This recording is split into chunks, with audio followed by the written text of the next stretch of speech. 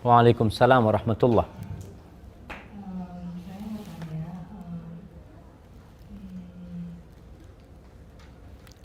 dalam hijrah itu kan kita kan pasti ada jatuh bangunnya. Seperti iman itu kan up and down. Nah, terkadang kan kita masih mengingat masa lalu kita, masa jahiliyah lah misalnya gitu, zaman-zaman kita sebelum hijrah, dosa-dosa kita. Nah itu bagaimana kita itu kiat-kiatnya untuk menjadi orang yang istiqomah, dan kita juga ada sedikit kayak percaya diri bahwa kita ini hijrah, kita tuh menjadi seorang hamba Allah yang dosa-dosa kita tuh diampuni di masa lalu. Kemudian karena kan kita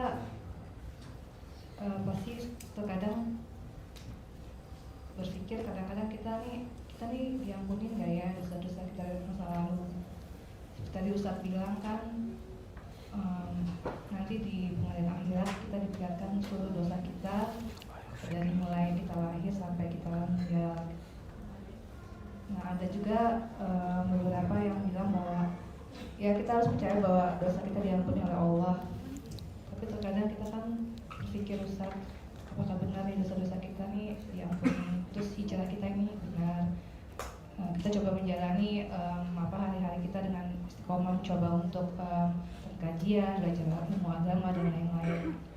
Mohon pencerahannya, Ustaz. Barakallahu fiik.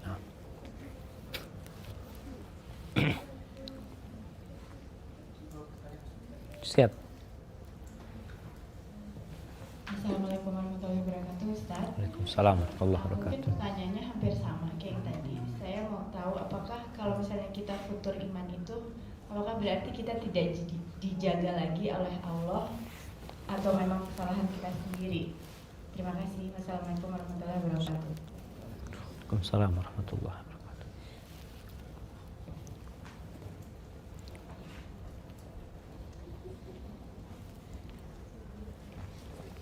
Jazakallahu khair. Syukran. Alhamdulillah wassalatu wassalamu ala Rasulillah. Ya, berkaitan dengan hijrah jamaah. Apakah hijrah kita diterima sama Allah SWT? Bagaimana kiat-kiat supaya istiqamah? Yang pertama, ketika berbicara tentang hijrah, niat kita. Coba tanyakan kenapa kita hijrah. Jelas hijrah yang diterima itu yang karena Allah. Innamal a'malu binniyat. Kita tahu semua amalan itu ada niatnya. Dan proses hijrah kita itu banyak peran Allah untuk kita. Ada orang yang hijrah karena dikasih sakit sama Allah. Ada orang yang hijrah karena anaknya meninggal dunia. Ada yang dikasih hijrah sama Allah karena diceraikan oleh suami. Ada banyak. Allah kasih jalan-jalan hijrah kita. Tapi itu menjadi sebab. Tapi niat tetap harus lillahi ta'ala. Faman kanat hijratuhu li dunya yusibuha. Yang hijrah karena untuk mendapatkan dunia, Allah kasih itu dunia. Yang hijrah untuk mendapatkan wanita, kasih contoh, ya sudah akan dapat tuh wanita.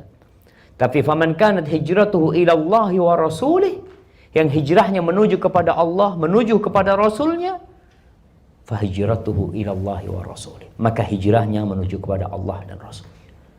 Dan orang yang hijrah menuju Allah dan Rasulnya itu ada dua kemungkinan. Yang pertama, hidupnya semakin berbahagia, ada hidupnya yang semakin merana. Mana yang diterima, Ustaz? Apakah yang hidupnya merana diterima? Tergantung niatnya lagi. Allah uji dia dengan kemeranan. Ada orang yang setelah hijrah, Allah kasih kesuksesan dunia kepada dia. Itu pun ujian buat dia. Karena kita tidak akan pernah terlepas dari ujian, jemaah. Yang dikasih hidup merana, para sahabat Nabi merana. Jadi kebanyakan sih orang yang hijrah itu hidupnya susah. Mulai dia itu seperti di penjara. Awalnya dia hidup ya tanpa ada batasan. Setelah hijrah, mulai dia melihat ada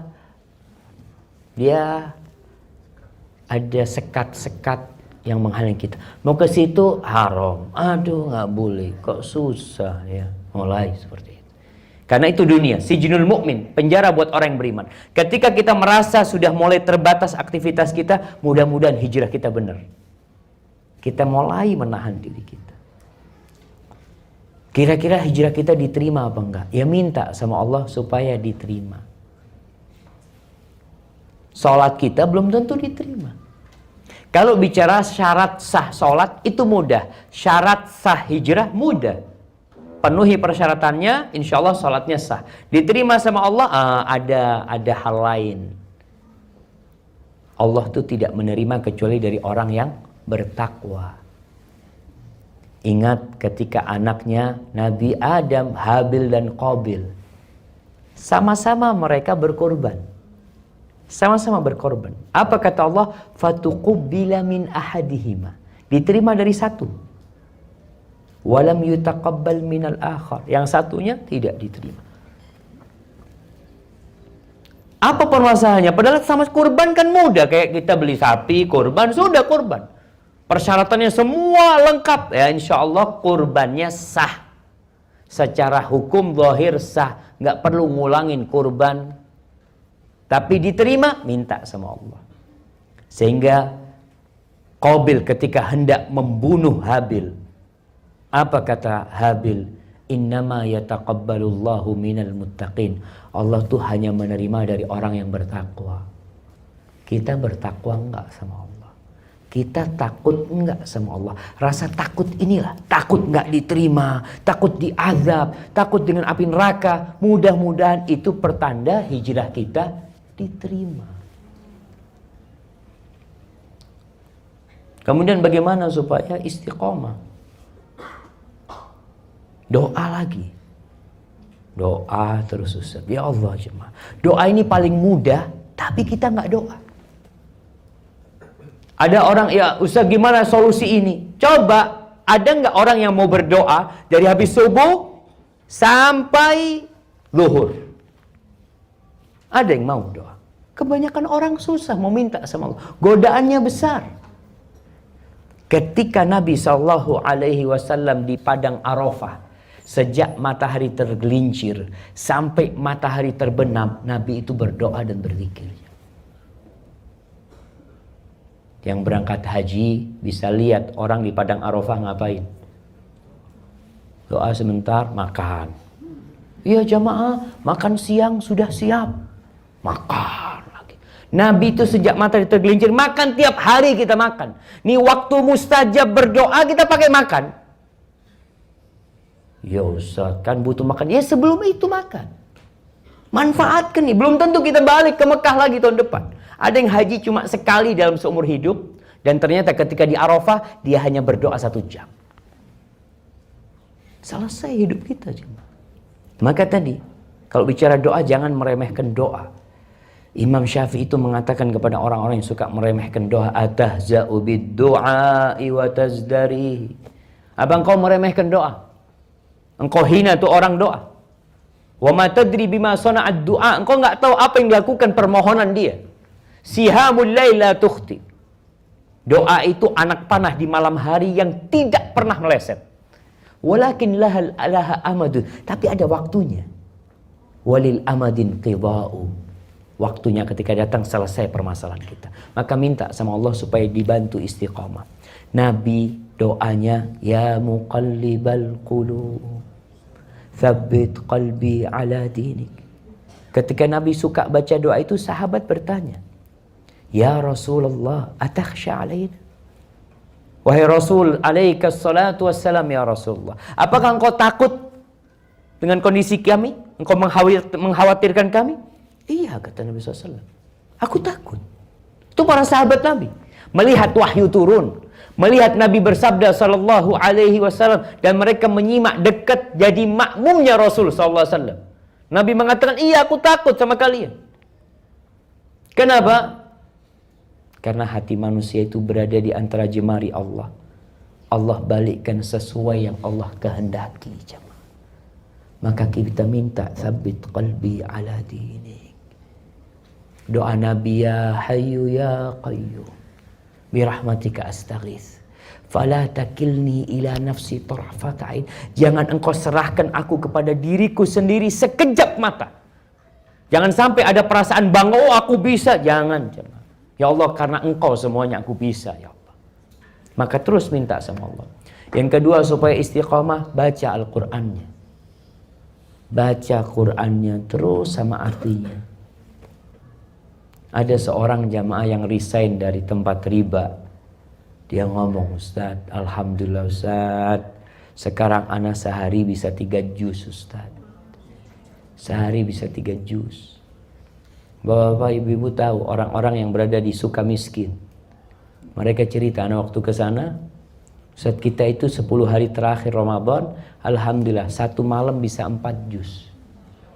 Kenapa? Karena di penjara. Kita jangan nunggu di penjara baru 4 juz. Waktunya sama jamaah. Artinya orang di penjara waktunya terbatas. Kita tuh waktunya sama. Cuma ketika kita di luar, kita bebas menggunakan waktu kita. Baca Quran.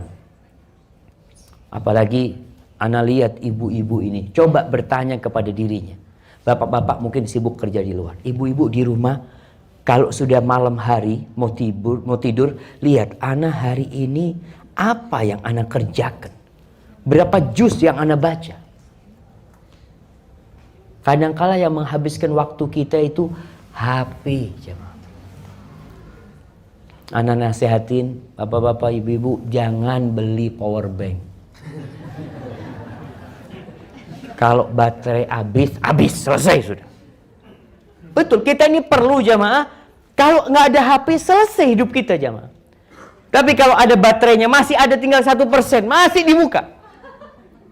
Kalau nggak, dia masih dibuka. Dan yang nggak berguna jamaah. Waktu kita itu habis untuk hal-hal yang tidak bermanfaat. Qila wa qal, ngikutin katanya dan katanya.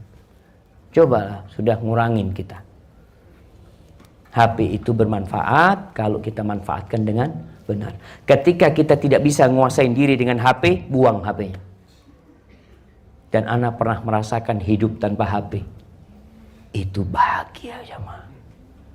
Nggak ada yang telepon ana, istri nggak telepon. Apa? Tinggal HP-nya. Kasihkan ke istri, pegang HP-nya.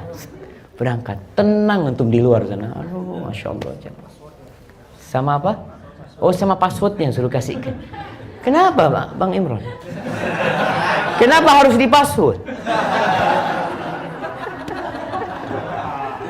Bahaya nih Bang Imron ini. Baik, jadi tadi baca Quran. Ini termasuk sarana untuk istiqomah.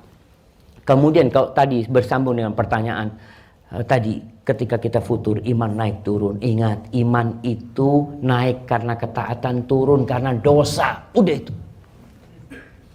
Ketika kita merasa iman kita lemah, langsung dicas keimanan kita. Dengan apa? Istighfar. Minta ampun sama Allah. Ingat dosa-dosa kita. Ingat kebaikan Allah kepada kita. Dan jangan pernah menyalahkan Allah sama sekali. Yang ada itu ampunan Allah. Jadi kalau bicara Allah berlaku atas dosa-dosa kita, Allah itu adil. Tapi kalau ngasih pahala, Allah itu bukan adil. Bukan 1 dikasih 1, tapi 1 dikasih 10. Itu namanya fadl. Ada adil, ada fadl. Kalau urusan dosa, maka keadilan yang Allah lakukan. Bahkan Allah ampuni kadang-kala. Tapi kalau urusan ketaatan, yang ada karunia Allah. Engkau berbuat 1, Allah kasih 10, Allah kasih 700 kali lipat. Allahu Akbar. Baik.